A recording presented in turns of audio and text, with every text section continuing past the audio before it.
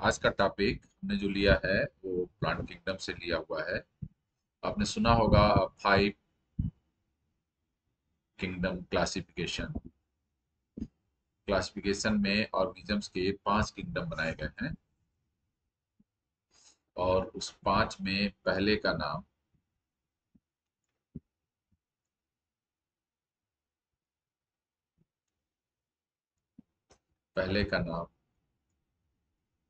Monera है। दूसरे का नाम पिस्टा है। तीसरे का नाम जाई है। चौथे का नाम एनिमेलिया है। और पांचवा नाम प्लांटी है। इसमें से जो मोनेरा में आते हैं उन्हीं का नाम बैक्टीरिया है। यानी बैक्टीरिया 5 किंगडम क्लासिफिकेशन में किसको बिलोंग करता है? मोनेरा। मोनेरा में वे सारे ऑर्गेनिज्म आते हैं जो शारीरिक संगठन में प्रोकैरियोट के बने हैं। जो कोई भी ऑर्गेनिज्म प्रोकैरियोट का बना होगा वो सब विदाउट कंफ्यूजन मोनेरा का पार्ट होता है।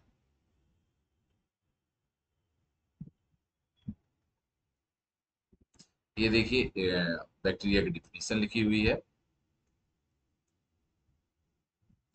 क्या लिखा है? Bacteria are unicellular. यानी एक बात तय हो गई कि सारे बैक्टीरिया क्या होंगे? यूनिसेलुलर होंगे। सेल का लेवल कैसा होगा? प्रोकैरियोट होंगे, जहां पर कुछ ऑर्गेनेल नहीं होंगे और साथ में ट्रू न्यूक्लियस नहीं होगा।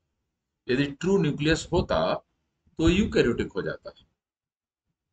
यानी प्रोकैरियोट के सारे कैरेक्टर बैक्टीरिया में आ जाएंगे। सेल पढ़ाते समय हम आपको प्रोकैरियोट और यूकैरियोट के बारे में विस्तृत रूप से बताए हैं। तो जो वहां पे पढ़ा होगा प्रोकैरियोट वाला टॉपिक, वो सारे कैरेक्टर को आप मोनेरा या बैक्टीरिया में ट्रांसफर कर सकते हैं। फिलहाल कम से कम में आप याद रखें कि बैक्टीरिया यूनिसेलुलर होती है, प्रोकैरियोटिक होती है, कुछ ऑर्गेनेल इसमें नहीं होते और ट्रू न्यूक्लियस भी नहीं होता। साथ में इनके पास सेल वॉल होती है। ये याद रखें। लेकिन इनकी सेल वॉल और यूकैरियोटिक जो प्लांट्स हैं उनकी सेल वॉल में डिफरेंस है। लेकिन कहने के लिए सेल वॉल होती है। आप यहाँ इनका डायग्राम, एक रफ डायग्राम है बैक्टीरिया का। यहाँ पहले नंबर पे ही क्या दिखाया गया है? Cell wall. फिर क्या है? एक डीएनए है जिसको हम लोग प्लाज्मिड नाम दिए हुए हैं। ये फ्लैजेलम है। अंदर ये जो आपको ब्लू कलर में दिख रहा है ये साइटोप्लाज्म है। ये बैक्टीरियल डीएनए है। यहाँ पर कोई भी मेम्ब्रेन बाउंड सेल ऑर्गेनेल नहीं होगा। क्यों नहीं होगा? क्योंकि मेम्ब्रेन बाउंड सेल ऑर्गेनेल सिर्फ और सिर्फ यूकैरियोट में पाए जाते हैं।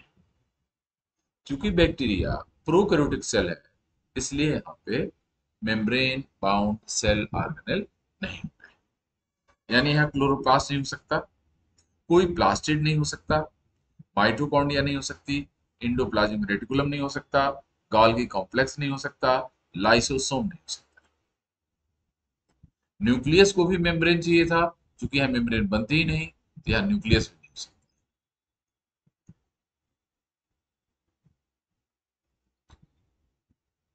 अब आपको बैक्टीरिया के कुछ और बातें बताएं। इससे पहले जानिए कि मोनेरा में बैक्टीरिया को इंक्लूड करने वाला आदमी वही है जिसने 5 किंगडम क्लासिफिकेशन दिया, यानी विटेकर। 5 किंगडम क्लासिफिकेशन किसके द्वारा दिया गया था? विटेकर के द्वारा। जितने भी जीव हैं लिविंग, उनमें सबसे पुराना बैक्टीरिया है। यानी यह मोस्ट एंशियंट ऑर्गेनिज्म है। ये याद रखना आपको। मोनेरा में हमने बताया कौन इंक्लूड किए जाएंगे? जो प्रोकैरियोट के बने होते हैं। और उसमें इनकी 3 कैटेगरी आती है। एक को बोलते हैं हम लोग बैक्टीरिया, या ट्रू बैक्टीरिया या यू बैक्टीरिया, एक ही का नाम है। दूसरे को बोलते हैं हम लोग आर्की बैक्टीरिया, और एक और समूह होता है उसको हम लोग बोलते हैं साइनो बैक्टीरिया। जब हम लोग एल्गी पढ़ेंगे तो वहां साइनो बैक्टीरिया फिर आएगा और उसका नाम होगा ब्लू ग्रीन एल्गी। तो ब्लू ग्रीन एल्गी वास्तव में बैक्टीरिया है, ये याद रखना। उसके गुण बैक्टीरिया के ही गुण। बैक्टीरिया में क्लोरोफिल ए हो सकता है, आवश्यक नहीं, लेकिन ए के अलावा, क्लोरोफिल ए के अलावा और भी कोई क्लोरोफिल नहीं पाया जाता। इसकी डिस्कवरी की क्रेडिट ल्यूवेनहॉक को जाती है, और ल्यूवेनहॉक ने इस बैक्टीरिया को जिस नाम से पुकारा था वह नाम था एनिमलक्यूल्स। Animalcules term was used for bacteria in rainwater by Antony von Leeuwenhoek। Bacteria term खुद जिस साइंटिस्ट के द्वारा दिया गया था उनका नाम है आयरनबर्ग।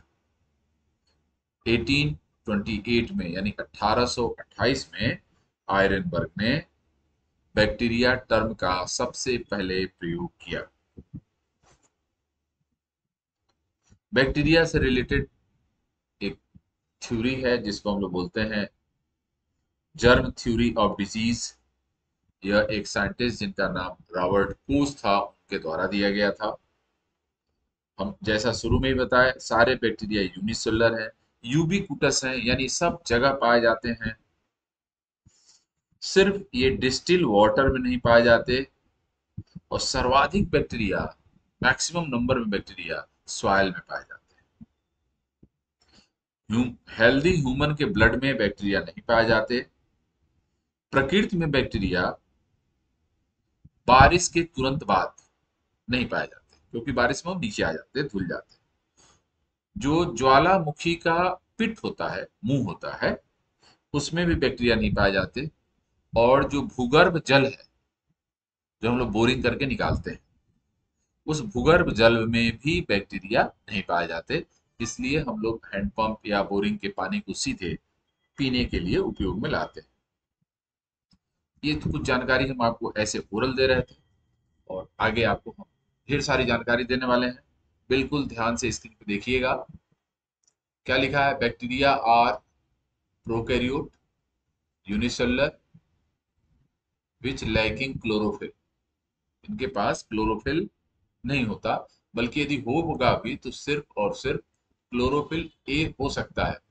आवश्यक नहीं, हो भी सकता है और नहीं, लेकिन ए के अलावा chlorophyll B C D E बिल्कुल नहीं होता। इनका सेल स्ट्रक्चर बहुत ही सिंपल है, किसी भी ऑर्गेनिज्म की तुलना में। देर इज नो न्यूक्लियस और मेम्ब्रेन बाउंड ऑर्गेनेल। न झिल्ली से निर्मित कोई कोशिकांग होगा और न ही इनके पास केंद्रक होता है। इनके पास रिजिड सेल वॉल होती है, इसलिए इनका शेप डिफिनिट होता है। फिर भी ये बैक्टीरिया जो लोग होते हैं, ये अपने शेप, साइज और स्ट्रक्चर में भिन्न भिन्न प्रकार के होते हैं। सामान्यतः बैक्टीरिया 0.2 से 2.0 माइक्रोमीटर का होता है। ठीक। ई कोलाई एक बैसिलस है। बैसिलस कहीं लिखा है तो क्या समझेंगे? Rod shaped. बैसिलस उन बैक्टीरिया को नाम दिया गया है जो देखने में रॉड शेप्ड होते हैं, जिनकी एवरेज साइज 1.1 से 1.5 माइक्रोमीटर होती है और चौड़ाई 2 से 6 माइक्रोमीटर होती है। यह एक तरह का लॉन्ग होता है। स्पाइरोकीट्स, ये यहाँ ध्यान से देखिए, कई बार 500 माइक्रोमीटर का होता है, और लेंथ भी इसकी ऐसी ही होती है। साइनोबैक्टीरियम भी इसी साइज के अक्सर पाए जाते हैं। ऑक्सीलेटोरिया एक साइनोबैक्टीरियम है जो 7 माइक्रोमीटर इन डायमीटर होता है। एक बैक्टीरियम है जिसका नाम है यू यूपेलसियम फिसेलसोनी। ये नेकेड आई से देखा जाने वाला बैक्टीरिया है जिसकी लंबाई 600 माइक्रोमीटर और चौड़ाई 80 माइक्रोमीटर होती है, यानी एक तरह से सबसे बड़ा माइक्रो ये बैक्टीरिया।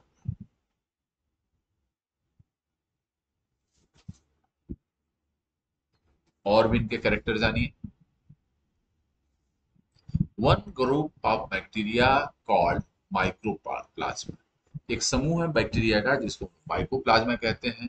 इसकी साइज बहुत ही छोटी होती है, स्मॉलर देन दीज डायमेंशन। जो आपने डायमेंशन अभी बताए गए, सबसे छोटा होता है। सबसे छोटा सेल भी माइकोप्लाज्मा का ही होता है। ये मेजरमेंट में बताया जा रहा है 0.25 माइक्रोन। यहाँ पे ध्यान रखना है, स्मॉलेस्ट सेल्स नोन सो फार। जितनी भी कोशिकाएं ज्ञात हैं उसमें से माइकोप्लाज्मा सबसे छोटा है। इनको हम लोग पीपीएलओ भी कहते हैं। ये चीजें हम सेल पढ़ाते हुए भी बताए हैं। एक माइकोप्लाज्मा है जो सबसे बड़े साइज का होगा, 300 एनएम का है। और बैक्टीरिया के लेवल पे सबसे छोटा माना गया है माइकोप्लाज्मा गैलीसेप्टिकम। यहाँ देखिए, स्मॉलेस्ट बैक्टीरिया कैटेगरी में इसी को मानते हैं। Thiomargarita namibiensis world's largest bacteria, जो कि ग्राम नेगेटिव बैक्टीरिया है। Proteobacterium found in ocean sediments, Namibia में पाया जाता है। इनकी साइज का रेंज लिखा हुआ है 0.1 से 0.3 mm और 100 से 300 माइक्रोन। और bigger cell have been observe up to, जो इनकी बिगर सेल है वो 750 माइक्रोमीटर की होती है।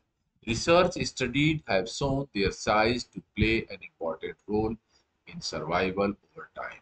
Due to their small size, bacteria are able to exploit and thrive in various microenvironments. छोटे साइज के होने के कारण छोटे छोटे इन्वायरमेंट में भी इनको हम रख सकते हैं और इनकी पढ़ाई लिखाई कर सकते हैं। The small size of bacteria is also beneficial for parasitism and oligotrophy. Parasitic role के लिए भी ये बैक्टीरिया बहुत ही उपयोगी है, क्योंकि जो पैरासाइट होता है वो अपने होस्ट से सदैव छोटा होता है। क्योंकि ये बहुत ही छोटे होते हैं तो इनके ढेर सारे host. Bacteria can continue relying on range of host large and small, चाहे छोटा होस्ट हो या बड़ा, क्योंकि ये सबसे छोटे कैटेगरी में है तो इनके पास छोटे छोटे होस्ट भी होते हैं। In addition, they can also live and survive in environment that contain a low concentration of nutrient। जहाँ न्यूट्रिएंट कम मात्रा में होगा वहां भी ये रह लेते हैं, क्योंकि ये स्वयं बहुत ही छोटे होते हैं। Bacteria have a high surface area to volume ratio that allow them to take up as many nutrients as possible। इनका हाई सरफेस एरिया होता है जो इनको एब्जॉर्ब करने में न्यूट्रिएंट को हेल्प करता है। In the process they are able to continue growing and reproducing at a steady rate. एक निश्चित दर से आसानी से ये अपनी संख्या को रिप्रोड्यूस करा सकते हैं, यानी बढ़ा सकते हैं, और अपने को ग्रोथ के प्रोसेस में रख सकते हैं। आगे के पॉइंट्स में आपको बता रहा हूं। इनके शेप के बारे में देखिए, इनके डायग्राम नीचे देखिए, इनके 3 शेप नीचे दिखाए जा रहे हैं। एक को बोलते हैं कोकाई, ये देखिए लिखा है कोकाई। एक लिखा है बैसिली बैसिलस, और ये स्पाइरिला लिखा हुआ है, स्पाइरिलम सिंगुलर हुआ। 3 कैटेगरी है शेप। जो सर्कुलर शेप के होंगे उनको हम कोकाई कहेंगे। जो लंबे होंगे यानी रॉड शेप के होंगे उनको हम बैसिलस कहेंगे। और जो स्पाइरल होंगे उनको स्पाइरिला में रखेंगे। लिखा है due to the presence of rigid cell wall bacteria maintain definite shape do they vary shape size structure and arrangement. इनके शेप देखिए, when view under light microscope most bacteria appear in variations of 3 major shapes. पहला, cocci, cocci single cell को बोलते हैं। ये rounded cell होंगे, slightly flattened होंगे, they are adjacent to one another, एक दूसरे से जुड़े होंगे। अब ये बेटा कोकाई हुआ। अब दो यदि कोकाई होंगे आपस में जुड़ जाए, इनको हम बोलेंगे डिप्लो कोकाई। और यदि इनकी चेन बन जाए ऐसे जैसा हम डायग्राम में बना रहे हैं अपने हाथ से, तो इसको हम लोग बोलते हैं स्ट्रेप्टोकोकाई। ठीक। अब ऐसे ही एक राड हो बैक्टीरिया का, तो इसको बोलेंगे बैसिलस। यदि एक के बजाय दो राड हो जाए तो डिप्लोबैसिलस। और ढेर सारे राड हो, आपस में लाइन से चेन बना ले लंबे लंबे, तो इनको बोलेंगे स्ट्रेप्टोबैसिलस। ये याद रखना है। सिंगल को तो कुकाई या बैसिलस बोलेंगे, दो हो जाएगा तो डिप्लो हो जाएगा, और चेन यदि उनकी बन जाए तो उसको हम लोग स्ट्रेप्टो बोलते हैं। बैसिलस क्या है? सिंगल सेल्ड है, रॉड शेप। याद रखना, रॉड शेप बैक्टीरिया को क्या बोलते हैं? बैसिलस। और जो स्पाइरल है यानी कर्व्ड बैक्टीरिया है, उनको स्पाइरिलम सिंगुलर में बोलते हैं। और ये कर्व्ड शेप के होते हैं, स्क्रू लाइक होते हैं, इनके पास रिजिड और कैपेबल मूवमेंट होता है। A special group of spirilla is known as spirochetes, are long cylinder and flexible. जो स्पाइरोकीट होते हैं वो भी एक प्रकार के स्पाइरिलम ही कैटेगरी के बैक्टीरिया होते हैं शेप के आधार पर। तभी साइज और शेप बताया गया। अब अरेंजमेंट देखिए जो हम आपको समझा रहे थे। सिंगल है तो कोकाई, दो हो गया तो डिप्लोकोकाई, चेन हो गई तो स्टेप्टोकोकाई। दिख रहा होगा आपको, ये डायग्राम से दिख रहा होगा। अरेंजमेंट देखिए, बोल रहे पेयर्ड हो तो डिप्लो, गुच्छे में हो ढेर सारे हो जाए तो स्टेप्लो, या चेन में हो तो स्टेप्टो। जब गुच्छे में हो स्टेफिलो, और चेन में हो तो स्ट्रेप्टो। ये दो अलग अलग टर्म है, यहाँ वाला टर्म अलग है, ये वाला टर्म है। हम बना के दिखा देते हैं। ये कोकाई बैक्टीरिया गुच्छे में अंगूर जैसा, तो ये स्टेफिलो है, ये वाला। और ये बैक्टीरिया एक चेन में है, तो ये वाला स्ट्रेप्टो है। ठीक। Cocci bacteria can exist singly, in pairs, और इन ग्रुप ऑफ फोर, फोर रहेंगे तो tetrad, in chains streptococci, in cluster स्टेफिलोकोकाई, in cubes, cube में जब होगा तो उसका नाम सार्सिना। क्यूब तो आप समझते ही हैं, लंबाई चौड़ाई और ऊंचाई उसकी बराबर हो जाए। These group characterized are often used to help identify certain cocci. ये जो ग्रुप हैं, जो नाम बोले जा रहे हैं, कोकाई, डिप्लोकोकाई, स्टेप्लोकोकाई, स्ट्रेप्टोकोकाई और सार्सिना, ये सारे नाम बैक्टीरिया को जो कोकस शेप के हैं उनको पहचानने के काम। डिप्लोकोकाई अरेंज्ड इन पेयर्स, उदाहरण देखिए यहाँ लिखा है स्टेप्टोकोकस निमोनी, मोरैक्सवेल और निसेरिया, निसेरिया गोनोरिया, ये डिप्लोकोकाई है। Streptococci arranged in chains and as the cell divide in one plane, नाम है इनका स्ट्रेप्टोकोकस प्यूजेंस, स्ट्रेप्टोकोकस एगलैक्टी, एगलैक्टी। ये तो बेटा सेब के आधार पे कोकस रहा। इसके पहले हम सेब के पहले साइज भी बताए। अब ये टेट्राड शेप का है, ये देखिए आपके सामने टेट्राड है। एग्जाम्पल यहाँ लिखा है पेडियोकोकस या टेट्राजेनोकोकस। यहाँ उदाहरण एक और लिखा है एरोकोकस। ये सारे उदाहरण टेट्राड के हैं। सार्सिना, सार्सिना क्यूब, क्यूब लाइक होंगे। ये देखिए क्यूब है, सार्सिना इसका नाम है। और इसके एग्जाम्पल है सार्सिना वेंट्रिकुली, सार्सिना यूरी। ये दो बैक्टीरिया, आपको नाम और शेप याद रखना है। स्टेफिलोकोकस, स्टेफिलोकोकस ग्रेप्स लाइक होंगे। ये देखिए ग्रेप्स लाइक क्लस्टर में होंगे। ये मोस्टली ग्राम पॉजिटिव है।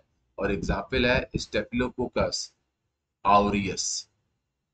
तो आपको नाम बैक्टीरिया का शेप का नाम, किस शेप का होगा वो शेप, और तीसरा एग्जाम्पल, तो सेप तो यहाँ डायग्राम से पकड़ में आ रहा है, नाम भी पकड़ में आ रहा है, एग्जाम्पल हमने अंडरलाइन कर दिए हैं, ये आपको उसके साथ याद रखना पड़ेगा जो कि एग्जाम में पूछे जाते हैं। अब ये बैसिलस के ठीक वैसे ही है, सिंगल बैसिलस, डबल बैसिलस को डिप्लोबैसिलस, चेन को बोलेंगे स्ट्रेप्टोबैसिलस, साफ साफ है। और एक और टाइप है, इसको बोलते हैं कोकोबैसिलस, ये स्टम्पी होता है, वाइड शेप का दिखता है, अकेला होगा। और इन सब के अकेले अकेले उदाहरण भी आपको याद रखने हैं, ठीक है। अकेले को तो बैसिलस बोलेंगे। अब डिप्लोबैसिलस के एग्जाम्पल है मैक्सवेल बोविस, क्लेबिसेला। आप कुछ नहीं याद रख सकते तो जीनस जरूर याद रखे रहिएगा। स्ट्रेप्टोबैसिलस का उदाहरण है स्ट्रेप्टोबैसिलस मोनलीफार्मी। कोकोबैसिली का उदाहरण है जो ओवॉइड शेप का होगा, हीमोफिलस इन्फ्लुएंजी, ये इन्फ्लुएंजा का वायरस है। क्लेमाइडिया, क्लेमाइडिया भी बड़ा ही इंपॉर्टेंट बैक्टीरिया है जो कोकोबैसिली शेप का होता है। यहाँ एक देखिए पहली सेट पैरेलल अरेंज है, जब बैक्टीरिया आपस में पैरेलल अरेंज हो जाए तो उसको हम पहली सेट बोलते हैं। और इसका उदाहरण यहाँ लिखा है कोनी कोर्नी बैक्टीरियम डिप्थेरी, डिप्थीरिया से रिलेटेड जो बैक्टीरिया है, कॉजल ऑर्गेनिज्म है, उसको हम लोग सेप के तौर पे पहली सेट्स बोलते हैं। पहली sets parallel arranged bacillus bacteria. पहली सेट्स क्या है? Parallel arranged parallel arranged bacillus bacteria. Arrangement of spiral bacteria, ये सिंगल स्पाइरल बैक्टीरिया होगा तो इसको बोलेंगे विब्रियो। यदि ये दोनों तरफ मुड़ा हुआ है, ये तो कामा शेप्ड है,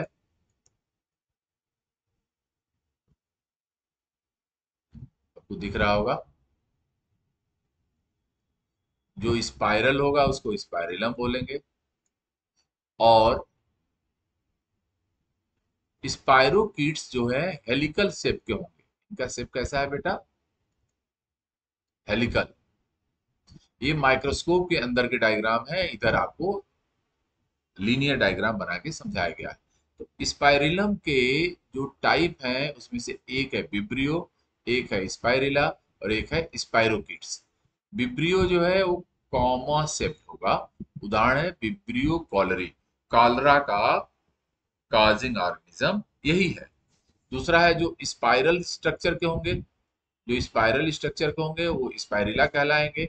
और इनके एग्जाम्पल हैं हेलिकोबैक्टर पायरोली, ये पेट का जो आंत का रोग है कोलाइटिस, उसके लिए जिम्मेदार होता है। स्पाइरलम भी नाम का एक बैक्टीरिया होता है। और स्पाइरोकीट्स have helical shape, flexible body होती है। एग्जाम्पल इनका है लेप्टोस्पाइरा और ट्रिपैनोसोमा, बोरेलिया। ये तीन एग्जाम्पल लिखे हुए हैं स्पाइरोकीट से, और ये तीनों डिजीज कॉजिंग बैक्टीरिया है, ठीक है। तो इस तरह से मैं आपको साइज और शेप के बारे में बताया। आप लोगों को समझ में आ रहा हो तो कमेंट बॉक्स में आके लिखें, नहीं आ रहा तो भी लिखें, ठीक। हम अब जो साइज और शेप था उसकी एक समरी आपके सामने पेश कर रहे हैं, जिससे कि आपको समझने में आसानी हो जाए। बताया गया कि तीन कैटेगरी है बैक्टीरिया की। ए को बोलते हैं कोकस, बी को बोलते हैं रॉड शेप या बैसिलस, और सी को बोलते हैं गॉर्ड फॉर्म स्पाइरिलम या स्पाइरोकिट्स। अब यदि ये अकेले हैं तो कोकस कहलाएंगे, लेकिन यदि ये दो दो पेयर्ड हैं, कोकाई इन पेयर्स, इनको बोलेंगे डिप्लोकोकी। और इनका यहाँ पे चार चार के पेयर में हो तो इनको टेट्राड या कोकी इन पैकेट्स ऑफ 4 बोलेंगे। सार्सिना ये क्यूब में आ जाए, 8 16 32 सेल फिक्स हो, एक क्यूब आपका बना हुआ है तो वो सार्सिनी कहेंगे।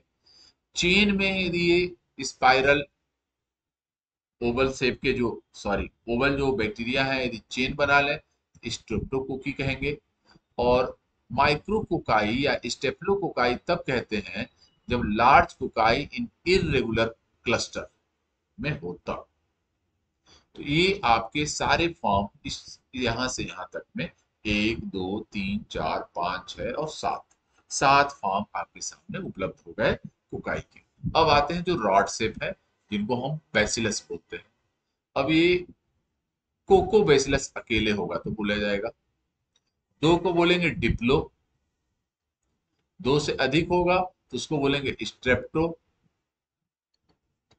ठीक। अब एक आपके सामने माइकोबैक्टीरिया है, ये स्पोर फॉर्मिंग बैक्टीरिया है। यहाँ ये ध्यान रखना है स्पोर फॉर्मिंग बैक्टीरिया सदैव रॉड शेप होते हैं, बिल्कुल याद रखना है। स्पोर कौन से बैक्टीरिया बनाएंगे जो रॉड शेप होंगे। कोरिनोबैक्टीरियम जो एक एग्जाम्पल है वो पैलिसेड पैरेलल अरेंज होगा, और स्टेफिलोकोकस मोल्ड लाइक फिलामेंटस होगा जो हेलिकल आपको दिखेगा, उसको स्टेफिलोकोकस कह रहे हैं। अब आया कर्व बैक्टीरिया, स्पाइरिलम में आया, एक कर्व्ड हो तो विब्रियो, स्पाइरल हो तो स्पाइरिला, और हेलिकल हो तो स्पाइरोकिट्स। तीन उदाहरण इनके यहाँ डायग्राम के साथ उपलब्ध है। हम सभी की ये समरी थी। हमें अनुमान है कि आप लोगों को ये समझ में आ रहा होगा। यदि समझ में आ रहा है तो बताते क्यों नहीं, सोते रहते।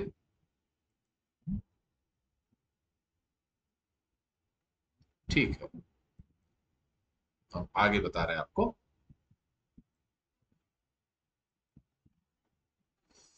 कुछ अदर सेफ बैक्टीरिया के जो बताना एग्जाम के पॉइंट ऑफ व्यू से जरूरी है वो भी आपके सामने में लाया हूं। लिखा है filamentous bacteria, they are very long thin filamentous shape, some of them form branching filament resulting in network of filament। और जब नेटवर्क ऑफ फिलामेंट हो तो उसी का नाम माइसिलियम होता है। और इस तरह का एक बैक्टीरिया है कैंडिडेटस। कैंडिडेटस याद रखना है, कैंडिडा फंगस है, कैंडिडेटस एक बैक्टीरिया है। और डायग्राम यहाँ पे आपको दिख रहा होगा, यहाँ पे नीचे फिलामेंटस बैक्टीरिया का डायग्राम है। दूसरा है स्टार शेप्ड बैक्टीरिया, एग्जाम्पल है स्टेला। ये डायग्राम में है, स्टार से बैक्टीरिया दिख रहा है, स्टार लाइक शेप में होगा, जो अभी तक नहीं पढ़ाया गया आपको। अगला है रेक्टेंगुलर, चारों भुजाएं बराबर, और नाम है हेलो हेलो हेलोअर कुला। ये हेलोअर कुला आपके लिए रेक्टेंगुलर शेप, ये आपके डायग्राम में है। अगला है pleomorphic, they do not have, इनकी विशेषता है they do not have any characteristic shape. इनका कोई फिक्स शेप नहीं होता, रूप बदलता रहता है एक तरह का ये। इनका एक कैन चेंज देयर शेप, और प्योर कल्चर में अपने शेप को बदलते रहते हैं। और इनका उदाहरण है माइकोप्लाज्मा निमोनी, या एक और उदाहरण है इसका माइकोप्लाज्मा जेनाइटेलियम। ठीक है, तो ये आपको चार शेप यहाँ बताए गए, फिलामेंटस, स्टार शेप्ड, रेक्टेंगुलर और प्लीरोमार्फिक बैक्टीरिया। ये चार कोकाई, बैसिलस और जो स्पाइरल बैक्टीरिया है उनके अलावा थे। आगे है अल्ट्रा स्ट्रक्चर ऑफ बैक्टीरिया। अभी तक आपको उनकी लेंथ यानी साइज और शेप यानी आकार के बारे में बताया गया। अब बैक्टीरिया के जो सूक्ष्म संरचना है उसके बारे में हम बताने वाले। ये जो इनकी सूक्ष्म संरचना होती है उसमें बहुत सारे फैक्टर होते हैं, बहुत ध्यान से आपको देखना पड़ेगा, और ये क्रम से आपको पढ़ाए जाएंगे। किसी भी अन्य जीव की तुलना में बैक्टीरियल सेल भी सेल वॉल और प्रोटोप्लास्ट की बनी है, ये तो तय हो गया। सेल वॉल भी होगी और प्रोटोप्लास्ट भी। सबसे बाहर, जैसे ये एक बैक्टीरिया है, तो सबसे बाहर जो लेयर होती है, म्यूकस लेयर होती है, उसी को हम लोग कैप्सूल कहते हैं। इसी कैप्सूल को चूंकि म्यूकस की बनी होती है, तो हम लोग स्लाइम लेयर भी कहते हैं। हम यहाँ पे आपको एक चीज समझाना, हम एक टर्म लिख के समझाएंगे, mRNA। यहाँ M का मतलब है बेटा म्यूटेंट, R का मतलब है रफ, N का मतलब है नॉन कैप्सुलेटेड, और A का मतलब है ए वायरुलेंट। ए वायरुलेंट का मतलब होता है नॉन इन्फेक्टिव, यानी रोग नहीं फैलाएगा। यानी जो रोग नहीं फैलाएगा उसके शरीर पे कैप्सूल नहीं होगी। जिसके शरीर पे कैप्सूल नहीं होगी उसकी शरीर बाहर से रफ होगी, और यह एक म्यूटेंट बैक्टीरिया होता है। अब जो म्यूटेंट नहीं होगा वो क्या होगा? वाइल्ड। जो रफ नहीं होगा वो क्या होगा? स्मूथ। जो नॉन कैप्सुलेटेड नहीं होगा वो क्या होगा? कैप्सुलेटेड। और जो ए वायरुलेंट नहीं होगा वो क्या होगा? वायरुलेंट। वायरुलेंट का मतलब क्या होता है? इन्फेक्टिव। अब यहां ध्यान रखना, इतने कैरेक्टर एक साथ चलते हैं और इतने कैरेक्टर एक साथ चलते हैं। यानी कैप्सूल होगा तो शरीर में सेल वॉल के बाहर एक म्यूकस की लेयर होगी, और यही म्यूकस की लेयर बैक्टीरिया को उसके होस्ट से चिपकने में हेल्प करेगी। जब अपने होस्ट से वो कैप्सूल के सहारे चिपकेगा तो वह रोग फैलाने में सफल होगा, और जब रोग फैलाने में सफल होगा तो उसको हम इन्फेक्टिव या फिर वायरुलेंट कहेंगे। यानी कैप्सूल के होने से बैक्टीरिया पैथोजेनिक हो जाता है, न होने से वो नॉन पैथोजेनिक हो जाता है। ये हम आपको समझाने के लिए, इतनी बातों को याद रखने के लिए हमने यह टर्म यूज किया था, mRNA। यदि आपको mRNA टर्म याद रहे और उनके नाम याद रहे, एम का मतलब म्यूटेंट, आर का मतलब रफ, एन का मतलब नॉन कैप्सुलेटेड, ए का मतलब ए वायरुलेंट, तो जो नीचे की लाइन है ये अपने आप याद आ जाएगी। ठीक है, अब बात आगे बढ़ाते हैं। स्लाइम लेयर कैसी लेयर है? जिलेटिनस लेयर होती है। कहां पे होगी? Outer surface of cell wall होगी। किसकी बनी होगी? पॉलीसेकेराइड की बनी होगी और पॉलीपेप्टाइड की बनी होगी, और उसमें एमिनो एसिड भी हो सकता है। जब ये पॉलीसेकेराइड की शीट बनी होती है तो विस्कस लेयर के रूप में होती है, और इसको हम लोग स्लाइम लेयर कहते हैं। लेकिन जब इसमें नाइट्रोजनस सब्सटेंस यानी एमिनो एसिड आ जाता है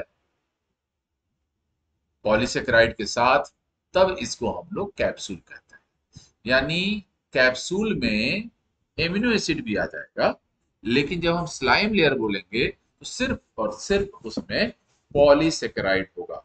यानी अभी तो बात हो रही थी यह लेयर जिलेटिनस है और outer surface of cell wall पे पाई जाती है, लेकिन हम कॉन्स्टिट्यूएंट के आधार पे इनके टर्म में भी अंतर कर रहे हैं। सिर्फ पॉलीसेकेराइड की होगी तो यह म्यूकस लेयर स्लाइम लेयर कहलाएगी, और यदि पॉलीसेकेराइड के साथ नाइट्रोजनस भी कंपाउंड होंगे तब हम उसको कैप्सूल कहेंगे। Capsulated cell are drought resistant. जब कैप्सूल होगा तो ये सूखे को सहने की क्षमता रखेगा। ठीक,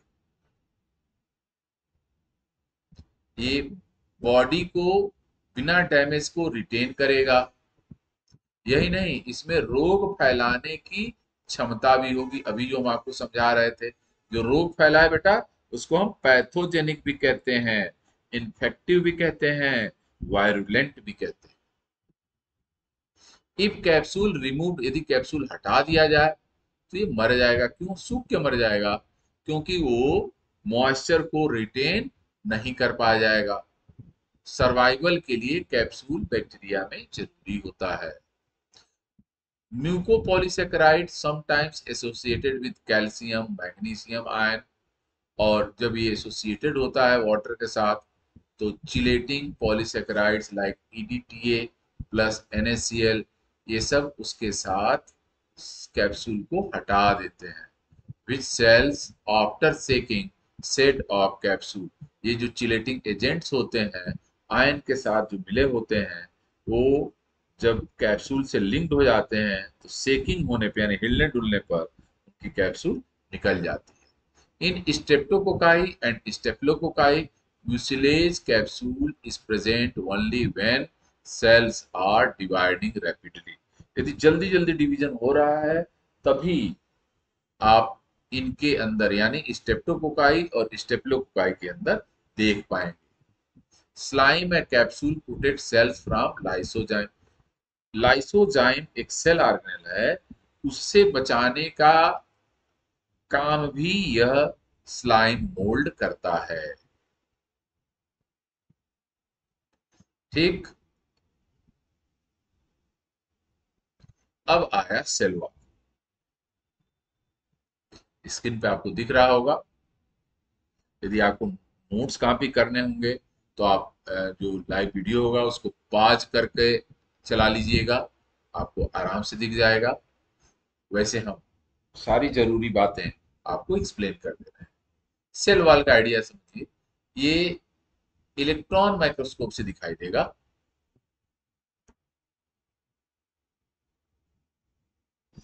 केसरी देवी बोल रही हैं 18 के बाद आज चल रही है क्या? हाँ, आज ही चल रही है। बीच में क्लास नहीं चल रही थी और आगे भी कुछ परेशानी होगी तो हो सकता है ना चले, लेकिन अभी ठीक है। सेल वॉल जो होगी वो थिन होती है, एनवेलप्ड कवरिंग होती है। किसके ऊपर कवर होती है? प्रोटोप्लास्ट के। ये इनकी जो थिकनेस है वो 0.02 माइक्रोन हो सकती है। ये टफ टफ होती है जबकि flexible. The inert, somewhat rigid cell wall limits the volume occupied by protoplast, thus gives rigidity and shape to bacterial cell। बल्कि ये रिजिड होने के कारण बैक्टीरिया को एक निश्चित आकार प्रदान करती है। ग्रैनुलर एंड लैक्स माइक्रो, इनमें माइक्रोफाइब्रिल्स नहीं होते। Structure of cell wall, cell wall is composed of 4 layers. कितने लेयर की बनी है बेटा? 4। Of these 2 are of higher electron density. 2 layer होती है वो हायर इलेक्ट्रॉन डेंसिटी की। आउटर लेयर L4 कहलाती है जो आउटर है। Within it lighter layer of low electron density, उसको L3 कहेंगे। नेक्स्ट L2 होती है जो डार्कर लेयर होती है या डेंस लेयर होती है। और सबसे पहले नंबर पे जो लेयर होती है इनर मोस्ट, वो L1 कहलाती है और ये लो इलेक्ट्रॉन डेंसिटी। केमिकल कंपोजिशन क्या है सेल वॉल के? इनका सेल वॉल सेलुलोज का नहीं बना है। इनके पास 2 कंपोनेंट होते हैं, एक को बोलते हैं NAG और एक कंपोनेंट को बोलते हैं NAM। NAG का पूरा नाम है एन एसिटिल ग्लूकोसामिन, यहाँ लिखा हुआ, और NAM का पूरा नाम है एन एसिटिल मुरामिक एसिड। और एक चेन होती है पेप्टाइड की जो 4 से 5 एमिनो एसिड की बनी होती है, वह मिलकर उसको हम लोग बोलते हैं पेप्टाइडो। कार्बोहाइड्रेट से मिल जाती है तो बोलते हैं पेप्टाइडोग्लाइकेन या म्यूकोपेप्टाइड, जो इनको लिंक करने के काम आते हैं, इस NAG और NAM। नाग और NAM, molecules which are arranged alternatively, यानी लगातार न नाग होगा न लगातार नाम होगा, ये एक के बाद एक आएंगे। Run in one direction and peptide chain run crosswise, जो पेप्टाइड चेन होगी इनको क्रॉस करते हुए रन करेगी और इनका काम लिंक करना होगा। Rigidity of bacterial cell wall is due to presence of this polymer. इसी पॉलीमर की वजह से, मुरैमिक एसिड की वजह से ये रिजिड होती है। इनके जो कॉन्स्टिट्यूएंट हैं तीन कॉन्स्टिट्यूएंट जो इंपॉर्टेंट, एक को बोलते हैं टेकोइक एसिड, ये आपने नाग, नाम और टेट्रा पॉलीपेप्टाइड के अलावा जो चौथा है उसको बोलते हैं टेकोइक एसिड। इसके अलावा प्रोटीन और पॉलीसेकेराइड आपस में जुड़े होते हैं, फिर लिपोप्रोटीन होता है, फिर लिपोपॉलीसेकेराइड होता है। ये सब सेल वॉल पे डिपॉजिटेड होती है। अब सेल वॉल के आधार पर एक वैज्ञानिक जिनका नाम हैंस क्रिश्चियन ग्राम था, 1884 में बैक्टीरिया का क्लासिफिकेशन किया। बैक्टीरिया को क्लासिफाई करने के लिए सेप है, जो हम लोग पढ़ा, बुकाई, बैसिलस और जो स्पाइरल थे। एक क्या है, सेल वॉल। सेल वॉल के आधार पर भी ये दो कैटेगरी में होंगे, ग्राम पॉजिटिव, ये कॉलम बना हुआ है बेटा, आपको दिखाते हैं, ग्राम पॉजिटिव और ग्राम नेगेटिव। ग्राम पॉजिटिव बैक्टीरिया जो होता है वो स्टेन करने पे पर्पल कलर का आता है और इसकी वॉल थिक होती है। ग्राम नेगेटिव जो बैक्टीरिया होगा वो स्टेन करने पे पिंक कलर का नजर आएगा। और ग्राम पॉजिटिव और ग्राम नेगेटिव बैक्टीरिया के जो कंपैरिजन है इस चार्ट में दिए गए हैं। क्योंकि एग्जाम में इससे बहुत सवाल आते हैं, इसलिए इनके बीच का कंपैरिजन याद रखना है। सेल वॉल का स्ट्रक्चर ग्राम पॉजिटिव में सिंगल लेयर्ड, थिकनेस में लिखी हुई है। ग्राम नेगेटिव में ट्रिपल लेयर्ड, थिकनेस लिखी हुई। अब देखिए थिकनेस के आधार पे नेगेटिव वाला थिन है और सिंगल लेयर्ड वाला थिक है। आउटर मेम्ब्रेन एब्सेंट होती है, जबकि यहाँ आउटर मेम्ब्रेन प्रेजेंट होती है। पेरीप्लाज्मिक स्पेस प्रेजेंट कुछ में होता है, लेकिन यहाँ सब में होता है। केमिकल कंपोजिशन बहुत बड़ी जरूरी चीज है ये। Peptidoglycan accounts 80%। सेल वॉल का 80% कौन मटेरियल है, कार्बोहाइड्रेट और प्रोटीन, एमिनो एसिड। रेस्ट जो 20% है उसमें पॉलीसेकेराइड होगा और टेकोइक एसिड होगा। टेकोइक एसिड याद रखना है। लो इन लिपिड, इनमें लिपिड की मात्रा 1 से 4%, ठीक है। और resistant to alkalis and insoluble in 1% of KOH। KOH 1% में ये सॉल्युबल नहीं है। अब निगेटिव वाले का ज्ञान लेते हैं। Peptidoglycan accounts only 3 to 12%। जो चीज 80% थी ग्राम पॉजिटिव में, वही चीज मात्र 10% है ग्राम नेगेटिव। ये किसकी बनी है, लिपोप्रोटीन की बनी, मेनली किसकी बनी है, लिपोप्रोटीन की। देखिए यहाँ लिपोप्रोटीन नहीं था, लिपिड और पॉलीसेकेराइड होंगे, टेकोइक एसिड होगा, टेकोइक एसिड सॉरी एब्सेंट होगा। यहाँ पे लिपोप्रोटीन एब्सेंट है पॉजिटिव में, यहाँ टेकोइक एसिड एब्सेंट है निगेटिव में। हाई लिपिड होगा 10 से 22%, यहाँ लिपिड की मात्रा 1 से 4% थी। ये सॉल्युबल होगा 1% पोटेशियम हाइड्रोक्साइड के सोल्यूशन। रिजिडिटी हाईली रिजिड होगा क्योंकि इसके पास पेप्टाइडोग्लाइकेन है। ये इलास्टिक होगा क्योंकि इसके पास लिपोपॉलीसेकेराइड का मिक्सचर है। ससेप्टिबिलिटी, ये बहुत ही ज्यादा ससेप्टिबिलिटी शो करता है, ये लो ससेप्टिबिलिटी शो करता है। न्यूट्रिशनल वैल्यू समझिए, relatively complex in many species, अधिकांश में ये कॉम्प्लेक्स प्रोसेस होती है, रिलेटिवली इसमें सिंपल प्रोसेस होती है। Permeability, gram positive bacteria are more permeable while gram negative bacteria are less permeable। ये बेटा डायग्राम बना के समझाया गया है, ये आपके लिए थोड़ा कठिन है क्योंकि डायग्राम बहुत घना हो गया है। इसमें कंपैरेटिव डायग्राम है, हाँ? आप लोगों को स्क्रीन पे साफ दिख रहा है कि नहीं मुझे आइडिया नहीं, क्योंकि मेरी स्क्रीन बड़ी है, फिर भी हम बताते हैं आपको। ये देखिए सबसे बाहर कैप्सूल है, इधर ग्राम पॉजिटिव बैक्टीरिया है, सबसे बाहर कैप्सूल है, फिर पेप्टाइडोग्लाइकेन की लेयर है, इसी के नीचे साइटोप्लाज्मिक मेम्ब्रेन है, इसी मेम्ब्रेन की इनफोल्डिंग को हम लोग मीजोसोम बोलते हैं। इसमें छोटे छोटे राइबोसोम होंगे, सरफेस की प्रोटीन हो सकती है और फ्लैजेलम हो सकता है। अब निगेटिव में आते हैं। सबसे आउटर मेम्ब्रेन यहाँ कैप्सूल है। कैप्सूल के नीचे की जो लेयर है वो साइटोप्लाज्मिक लेयर है। साइटोप्लाज्मिक लेयर में बीच बीच में यहाँ देखिए पोरस पोरिन प्रोटीन है जो छेद बनाएंगे परमेबिलिटी के लिए। पोरिन प्रोटीन होने से क्या हो जाएगा, परमिएबल। ये पेरीप्लाज्मिक स्पेस है, सेल मेम्ब्रेन और प्रोटोप्लाज्म के बीच में स्पेस है, यहाँ स्पेस नहीं था। और देखिए ये फ्लैजेलम है, राइबोसोम है, क्रोमोसोम है। ये जो रेड कलर के आपको दिख रहे हैं दोनों में क्रोमोसोम बनाया गया है। ये आपको एक कंपैरेटिव डायग्राम के द्वारा समझाया गया। जो ग्राम पॉजिटिव है उसमें टेकोइक एसिड पर्याप्त मात्रा में। जो ग्राम निगेटिव है इसमें देखिए लिपिड लिखा होगा, plasma membrane, peptidoglycan, murein, lipid. ये देखिए लिपिड की लेयर है ये, और ये लिपिड की लेयर यहाँ नहीं दिख रही। यहाँ पेप्टाइडोग्लाइकन की लेयर है जो 80% है, और यहाँ मात्र 8 से 12% है। ये प्लाज्मा मेम्ब्रेन है दोनों की, ये साइटोप्लाज्म है।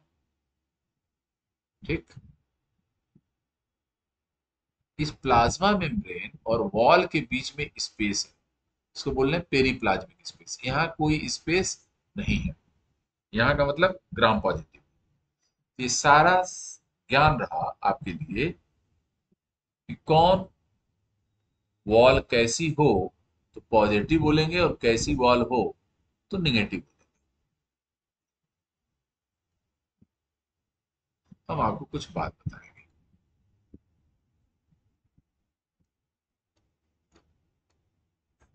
जो ग्राम पॉजिटिव बैक्टीरिया होंगे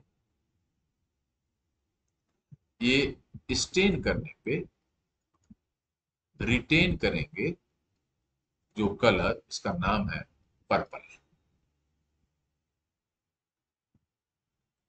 ठीक है, इनमें जो लिपिड है वह 2% समझिए, लेकिन इसके पास एक स्पेशल एसिड होगा, उसको बोलेंगे टेकोइक एसिड। ये जो ग्राम पॉजिटिव बैक्टीरिया होते हैं मोस्टली नॉन पैथोजेनिक होते हैं, यानी रोग नहीं फैलाते। और कुछ हम एग्जाम्पल खुद लिख रहे हैं, आपको याद रखना है। पहला एग्जाम्पल याद रखे रहिएगा, लैक्टोबैसिलस। एक और उदाहरण याद रखे रहिएगा, क्लोस्ट्रीडियम।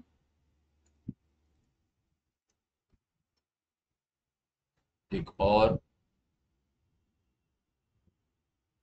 बैसिलस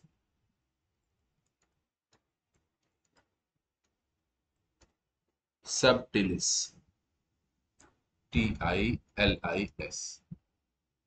अब ऐसे ही हम आपको ग्राम नेगेटिव का थोड़ा सा आइडिया दे देते हैं। जो ग्राम नेगेटिव बैक्टीरिया होगा ये लूज कलर ऑन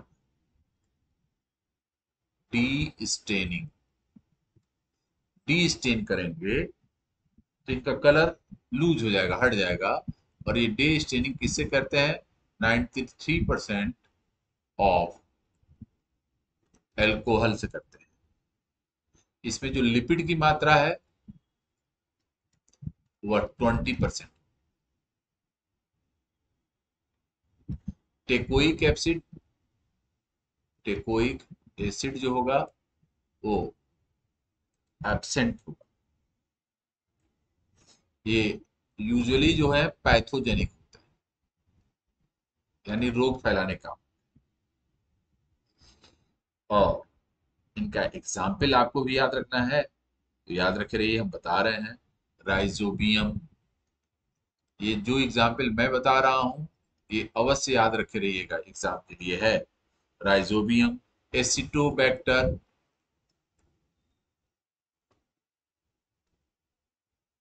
एजोटोबैक्टर,